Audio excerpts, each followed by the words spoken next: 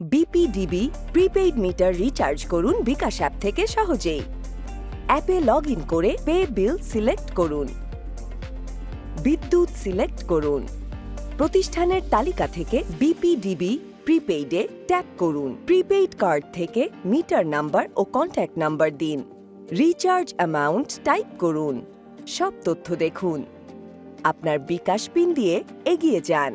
Pay বিল নিশ্চিত করতে নিচের অংশ ট্যাপ করে ধরে রাখুন। ব্যাস, বিপিডিবি প্রিপেইড মিটার রিচার্জ করা হয়ে গেল। সাথে সাথে কনফার্মেশন এসএমএস এবং মিটার টোকেন পেয়ে যাবেন।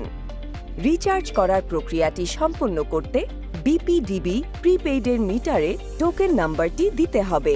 এই টোকেন আপনি বিকাশ অ্যাপেও পাবেন, রিসিট ও টোকেনের প্রিপেইড টোকেন অপশনে। এক্ষেত্রে আপনাকে আপনার প্রিপেইড মিটার নাম্বার দিতে হবে। বিলের ডিজিটাল রিসিট ডাউনলোড করতে পরের ধাপে যান। দেখে নিন বিলের ডিজিটাল রিসিট। এছাড়াও পে বিলে এলেই দেখতে পারবেন অটোমেটিক সেভ করা অ্যাকাউন্টটি। পরবর্তী পেমেন্টে বারবার তথ্য দিতে হবে না। কি একদম সহজ না? বিপিডিবি প্রিপেইড মিটার রিচার্জ বিকাশ করুন আজই।